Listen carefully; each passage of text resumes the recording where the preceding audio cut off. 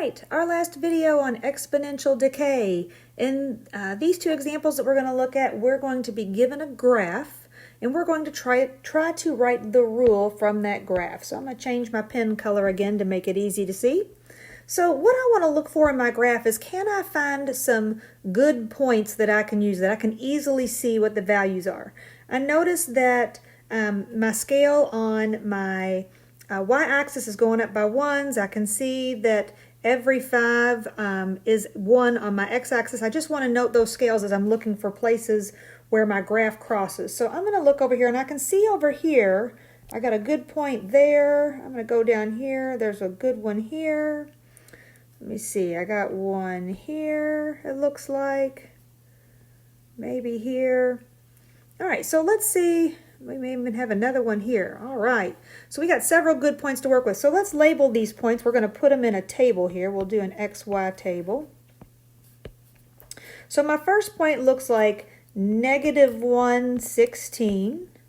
My second point looks like, let's see, 5, 6, 7. Okay, so 0, 8. My third point is 1, 4. Then after that, I have 2, 2. And lastly, 3, 1. All right, so what I notice here is I'm looking at my table and I'm saying, okay, well, how much is this changing each time? What is it being multiplied by as this thing changes? Well, to go from 16 to 8, I have to multiply by 1/2. From 8 to 4, it's also times 1/2. From 4 to 2, it's times 1/2. And finally, from 2 to 1, it's times 1/2. I also have to look at my table and see what is my y value when x is 0. So from this, I can write my rule. So y equals my initial value, which is 8, times 1/2 to the power of x. Again, the key there is being able to find some points to work with. Let's look at our second graph. All right, in this graph, it may not be quite as easy to identify the points, but we're going to try to see what we can find here. So I'm going to look at 0, and it looks like 0 up here crosses there. If I look at my scale, it looks like each line is going up by 2. Yeah, 2, 4, 6, 8, 10. Yeah.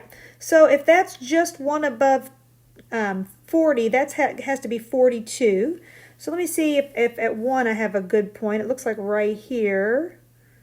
And let's see, at 2, it kind of crosses in the middle. So we really only have 2 points, but that's really all we need, and that's okay. We know it's exponential. We know we're trying to figure out how things are being multiplied. So at 0, my y is 42. And at 1, my y is 2, 4, 6. All right, so I have to ask myself, what am I multiplying 42 by to get to 6? Well, 42 divided by 7 is 6, so it would actually be times 1/7. All right, and again, I need to know what's my initial value, which is 42. So when I write my rule, I'm going to say y equals my initial value of 42 times 1/7 to the power of x.